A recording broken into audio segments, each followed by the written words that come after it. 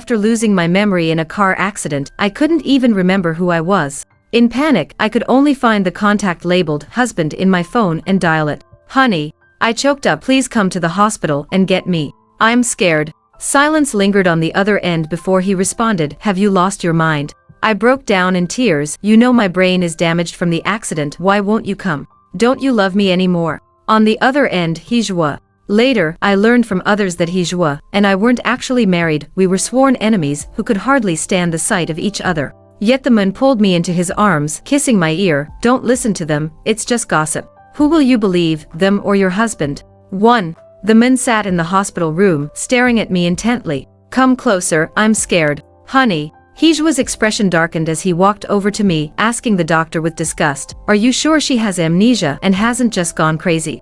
I pouted disapprovingly and reached for his hand, if you keep talking to me like that, I'm really going to get angry. The moment our fingertips touched, Hijua's body notably stiffened. I slipped my hand into his palm, letting him envelop it completely and gently caressed it. So warm. I smiled at him, honey, I want to leave the hospital. Since the car accident, I had been in the hospital for over a month. My body had mostly recovered, but I had completely forgotten my past, not even knowing my own name. All I knew was that the man before me was called Hijua, and he was my husband. The evidence was in my phone, his contact and WeChat were both saved as husband, there were our wedding photos in the album, and records of various gifts ordered with notes to Hijua. Most importantly, this man was exactly my type. With his dark eyes and thin lips, tall and elegant figure, and those deep, defiant eyes. If I had known him, there's no way I wouldn't have pursued him relentlessly. Since learning about my memory loss, although Hijua seemed unable to accept it, he came to the hospital room every day without fail, following up with doctors about my condition, looking every bit like a husband doing laundry with a cold face after arguing with his wife. I firmly believed he was my husband. We probably just had some recent relationship troubles. Besides, he was now the only person I knew and could rely on. I want to go home. I sat on the bed, pale-faced, feeling warmth only where my hand touched Hijua's palm. I nestled into his rigid embrace, take me home, please, Hijua. I'm scared, I want to go home. Hijua trembled. After what seemed like forever, I felt a gentle caress on my head. The man's resigned voice carried an almost imperceptible trace of caution. All right. 2. With Hijua's help, I learned that my name was Vivian Su. My parents had passed away early, leaving behind a huge inheritance. I had a brother abroad managing the business, though we weren't close. My daily routine consisted of nothing but extravagant spending, living off my family's wealth. What kind of work do I do? Hijua glanced at me with a half smile. Work? Miss Su, who would dare hire you? I widened my eyes, so I'm just a housewife.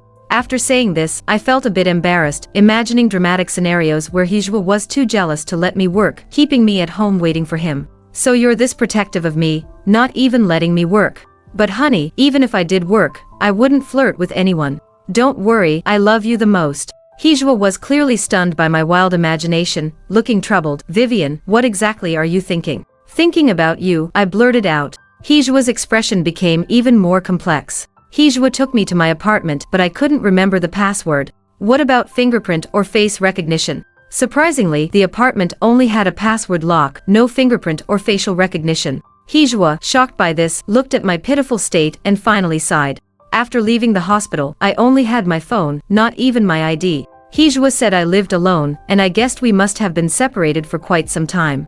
I couldn't help but wonder what my past self was thinking, leaving such a handsome husband and living alone in this huge apartment, how cold and lonely. I tugged at his sleeve. Honey, can't we go back to your place? I mean, our home. I don't want to live alone anymore. Hijua looked at me, his gaze filled with complexity I couldn't understand.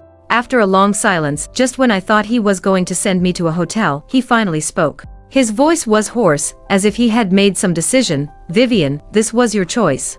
Don't regret it later. I broke into a bright smile, wrapping my arms around Hijua's neck and coaxing. Are you taking me home? Honey, I'm sorry, I'll never make you angry again, please don't abandon me. A strong hand wrapped around my waist, Hijua's warm breath carrying an invasive quality as he pulled me close. And you can't abandon me either. I won't. Thinking Hijua was still angry, I obediently kissed his cheek. Hijua asked quietly, what if you do? What if you make me angry again? I blinked, embarrassedly burying my face in his shoulder, whispering, then you can lock me up and do whatever you want. Couples fight and make up in bed, how could we live separately? Make love when in love, make war when at war. That's the foundation of a lasting relationship. Hijua laughed, his chest rumbling deeply. All right, you said it. Don't cry when the time comes. I was feeling proud, thinking I had saved my marriage with my handsome husband from the brink of collapse, not noticing the deep, hidden look in Hijua's eyes as he held me. 3. Our home was spacious, spanning 2 levels with a minimalist style, though it lacked a personal touch.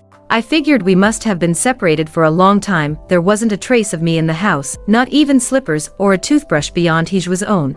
Thinking of this, I suddenly became curious about what had caused our relationship to become so cold, but fearing bringing up the past would make things awkward, I only asked, "Honey, what was I like before I lost my memory?" Hijua had just finished a phone call and sat on the sofa, raising an eyebrow and pretending to be serious. Well, selfish and willful, arrogant and unrestrained, wild and proud, without any sense. I pounced on him. Nonsense. You're so mean. He caught me in one motion, his eyes full of mirth. I'm not talking nonsense. You used to throw tantrums for no reason, and never showed me a pleasant face. Pulled into Hijua's embrace, I naturally sat on his lap and looked down to ask, really? My voice revealed sadness, and Hijua stroked my back, the motion as natural as if he'd done it countless times before. Really? And you often hit me and cursed at me. I felt even worse, lowering my eyes and biting my lips, then felt my ear grow hot. Hijua turned his face and bit my earlobe as punishment, saying softly, "But I loved it. Vivian." He spoke fiercely, yet his tone was intimate and seductive.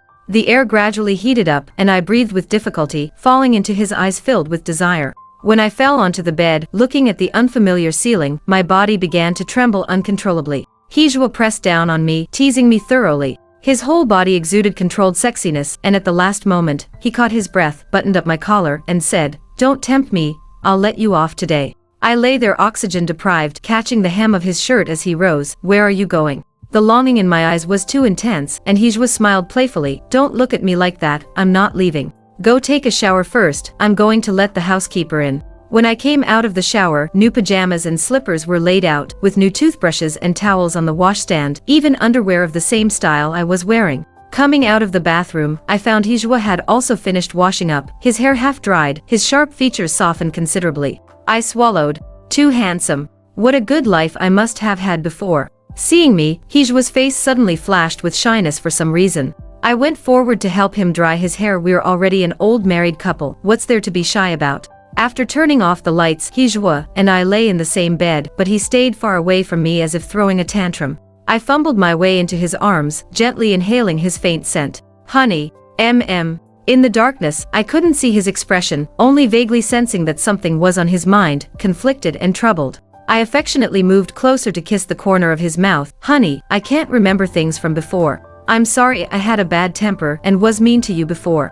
Let's not fight anymore, let's not separate again, okay? I can't remember anything, I'm scared." Hijua suddenly held me tight, kissed my forehead, and said gently, "Don't be afraid." "I'm not afraid when I'm with you," I said. "Even though I've forgotten everything, honey, when I see you, I want to be close to you, want to hug you. The only thing I'm certain of is that I must still love you. I don't want to live separately, and I don't want a divorce." In Hijua's warm embrace, the insecurity of the past month gradually gave way to a sense of safety. I babbled on, shamelessly expressing my love for Hijua. As drowsiness took over, my voice grew softer and softer. Just before consciousness faded, I heard Hijua speaking to himself in the darkness. "Vivian, after you lost your memory, I thought this was a blessing from heaven. Sleep," he patted my back gently. "If this is a dream, I hope we never wake up." 4. Hijua and I really did start living as husband and wife. I didn't know how my past self had lived, but subconsciously, I seemed very satisfied with the current situation and had no desire to recover my memories. But my past wouldn't simply vanish into thin air. When the contact labeled Jeremy G called for the 3rd time, I finally answered. "Hello, Vivian."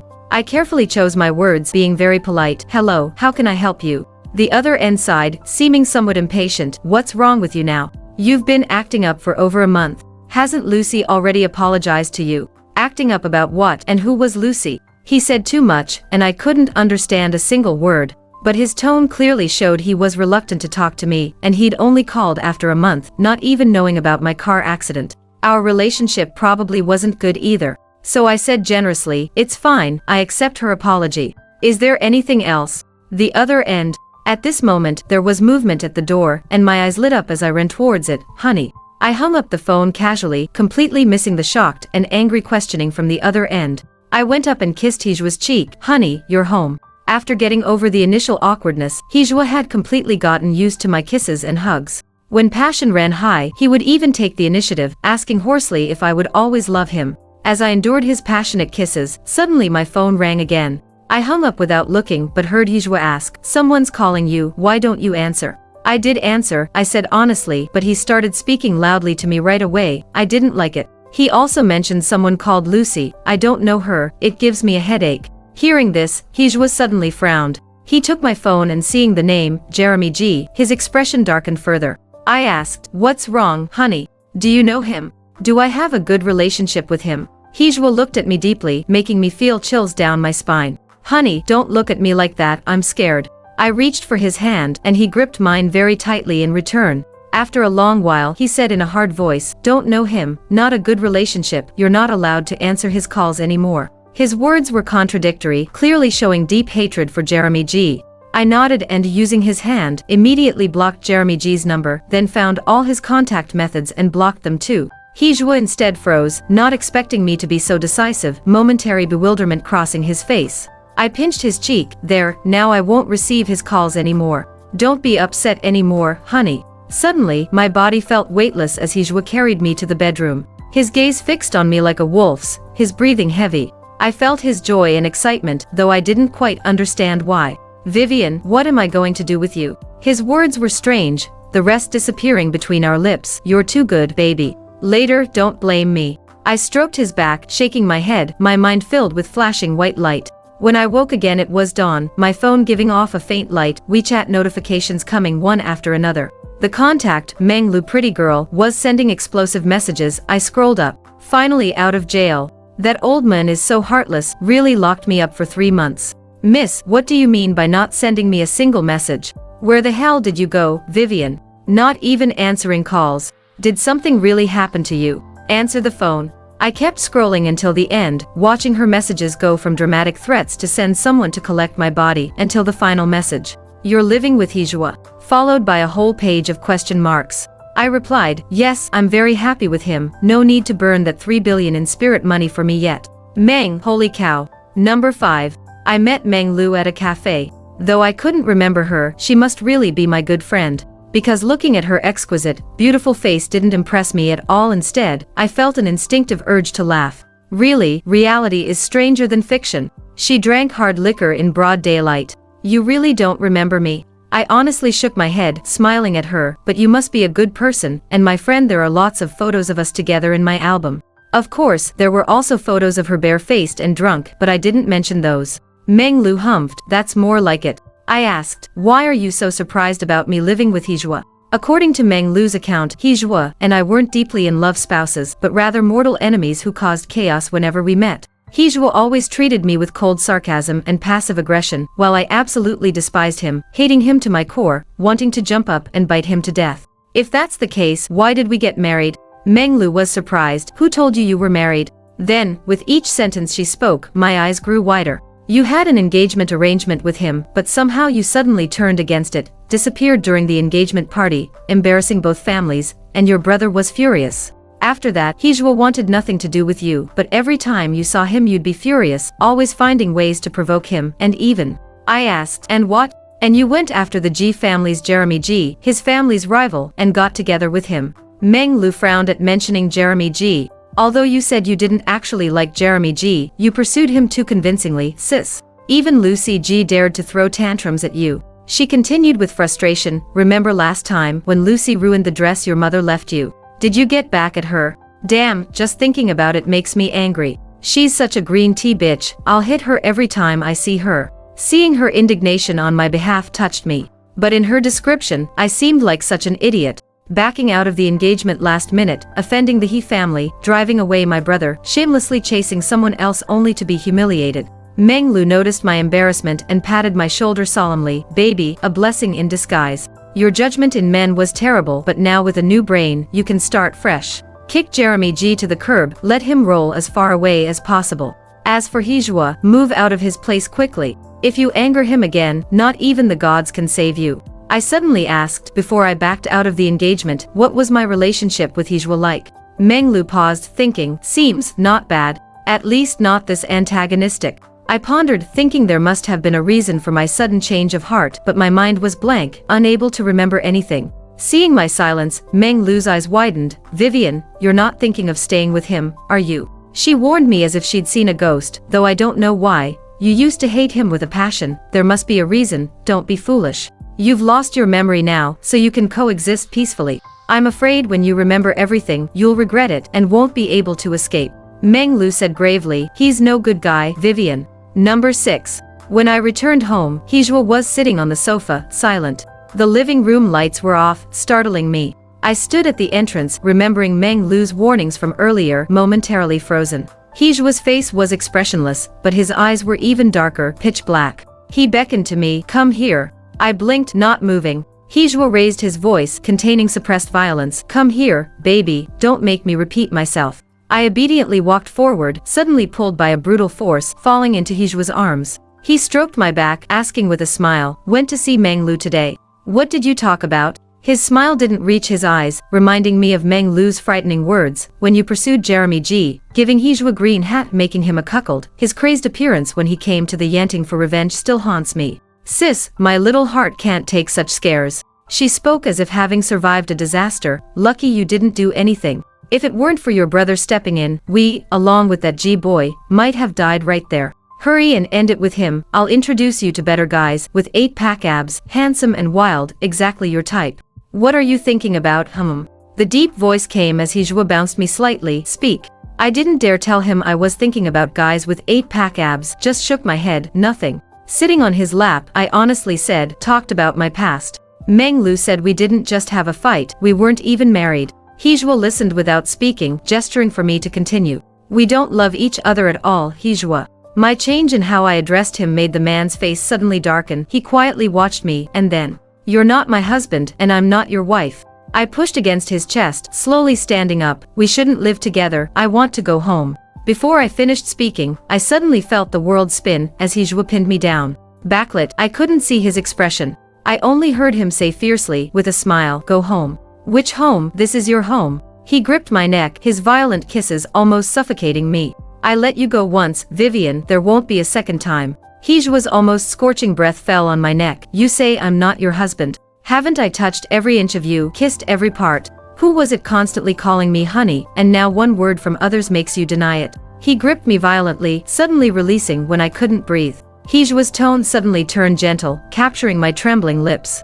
"Don't listen to them, we love each other. I love you, Vivian, and you love me. You can never leave me, understand?" His gentle words were like a demon from hell. I wrapped my arms around him, nodding slightly. Hijua smiled, "Good girl, baby." He patted my back, quietly comforting me, not noticing the slight smile curling at my lips behind his back. Number 7. The car accident was real, and so was the memory loss. However, I remembered everything by the second week after waking up. At that time, Hijua was sitting on the hospital room sofa, cold-faced while peeling an apple for me. Seeing me staring blankly at him, he mockingly said, "Brain freeze again. Looking stupid."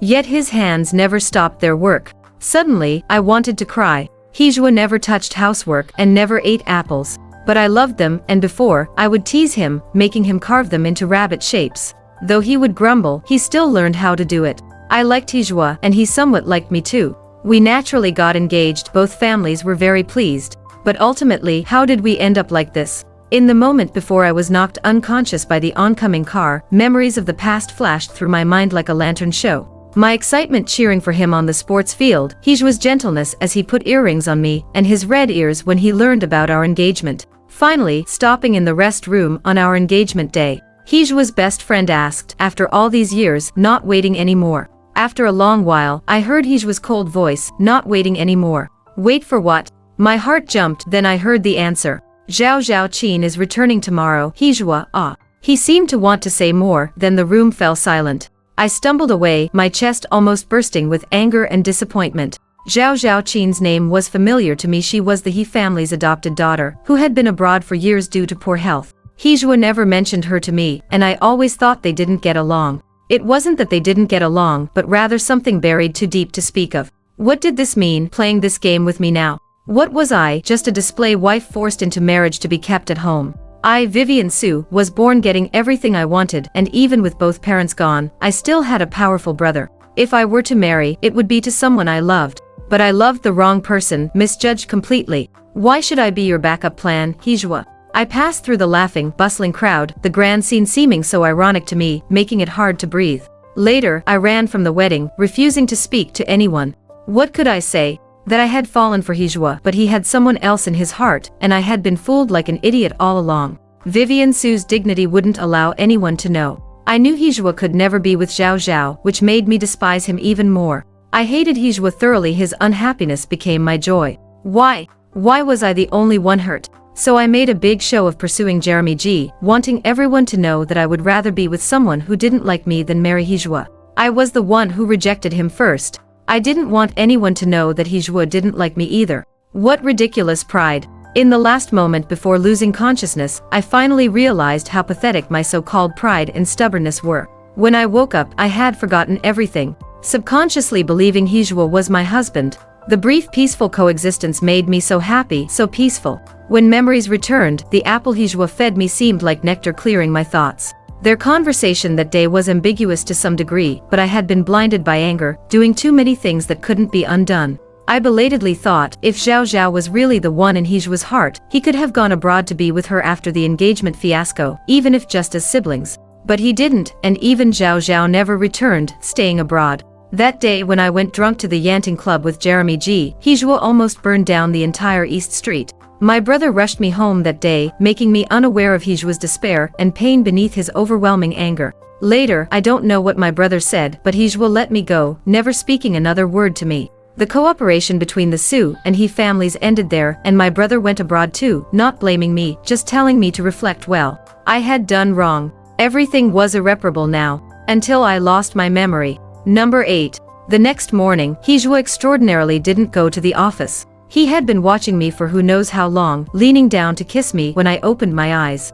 Haven't brushed my teeth. I panted, hitting his shoulder. Hijua caught my soft hand, lying down and saying, "How do you feel?" I was a bit rough last night. It wasn't until he mentioned it that I felt my whole body aching as if run over by a car. Last night he had gone crazy, making me cry and swear repeatedly that I wouldn't leave him or make him angry again, not ending until dawn. Even my arms were covered in red marks of varying depths. I bit his shoulder in revenge, not good at all, it hurts so much. I hit and kicked Hijua, but he just laughed and let me act out, his eyes full of indulgence. "Hijua, what should you call me?" I blinked. "Honey." He held me tight, fitting perfectly together. "Why are you calling me that?" "I want to see Jeremy G." Hijua didn't even think. "No." "Why?" I asked. Was what Meng Lu said true? He lifted his eyelids lazily. "What did she say?" "She said Jeremy G and I fell in love at first sight, truly loved each other, and you interfered like a matchbreaker forcing us to MMPH.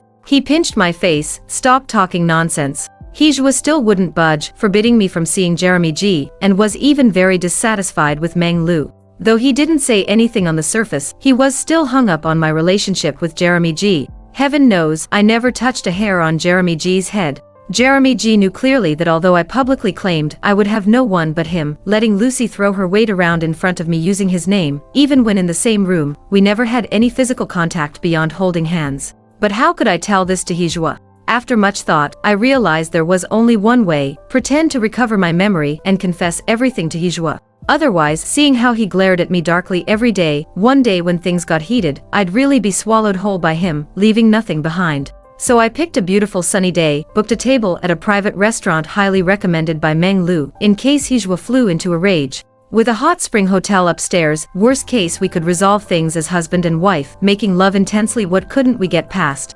However, with everything prepared, I hadn't expected today to be so inauspicious. Hijua and I ran into Jeremy G and Lucy at the restaurant entrance. I silently chanted in my heart, "Don't see me, don't see me, don't see me." As I turned, I heard Lucy's sharp voice, "Vivian Su." Because of Jeremy G, Lucy had always been extremely unrestrained in front of me. I was completely compliant with Jeremy G, turning a blind eye to her cold words and insults, letting her think I couldn't live without her brother and could treat me however she wanted.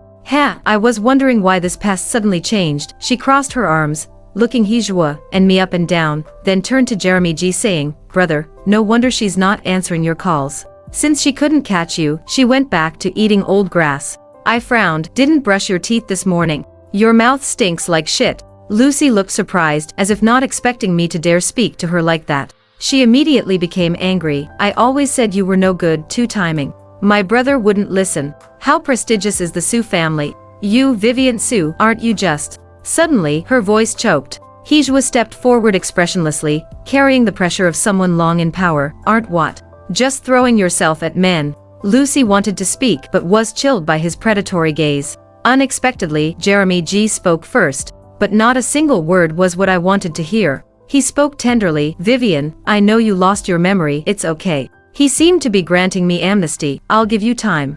Now, come here, I'll take you away. Hijwa laughed at his domineering tone, asking, take her with you. Who do you think you are? I also shook my head, hiding behind Hijwa. This action clearly pleased him, as the terrifying aura around Hijwa diminished somewhat. But Jeremy G suddenly said, Vivian, you said you'd only love me your whole life. Have you forgotten it all? I widened my eyes in horror, trying to recall when I had ever said such an outrageous thing. My right hand was suddenly gripped tightly, and I almost cried out in pain. Hijwa's expression could no longer be described as merely unpleasant. Jeremy G continued to provoke him. You went with me to Mount Wutai for hot springs, and to watch the sunrise. You said you didn't like Hijwa at all, that the engagement was just for the company, and you ran because you couldn't bear spending your life with him. Have you forgotten all that? I looked at Jeremy G in disbelief as he spouted nonsense, a twisted look of satisfaction appearing on his face. We've been inseparable, unable to live without each other. He spoke with deep emotion. If you still don't believe me, Vivian, you have a butterfly birthmark on your shoulder blade, don't you? I was terrified. How did he know that? The pressure on my right hand suddenly disappeared as Hijwa released it, his expression unreadable as he lowered his eyes. Jeremy G smiled triumphantly. I'm not lying to you, I'm your real boyfriend. Come here, Vivian. My heart sank like it had fallen into an ice cellar. Number 9.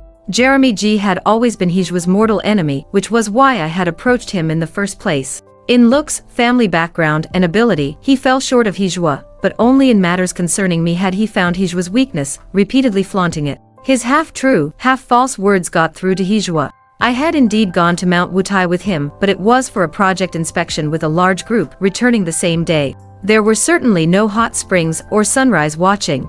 I had never mentioned Hijwa to him either. How could I show my wounds to Jeremy G? As for the birthmark, though I sometimes covered it, there were times I forgot, and people close to me knew about it. Jeremy G must have seen it by chance. But none of that mattered. His every word suggested we were intimately close. He wanted to anger, even hurt Hijwa. He succeeded. Hijwa drove incredibly fast, the sports car emitting a piercing roar. I instinctively gripped the seatbelt, turning to explain to him, Jeremy G is lying, he's trying to drive a wedge between us. Honey, don't listen. I might have had something with him before, but it was all because I was fighting with you, trying to make you angry. In my panic, I started talking nonsense. But I have no feelings for him now. I don't even know him. Honey, I know I was wrong. What was I saying? Why was every explanation making things worse? Hijwa's suffocating silence made my heart race wildly. I feared losing him again, feared losing the chance to make amends for my mistakes. The speeding car reminded me of the terrible accident scene. Tears burst forth. Hijwa, slow down. I'm scared. A sudden break threw me forward, then I bounced back, dizzy. He was right.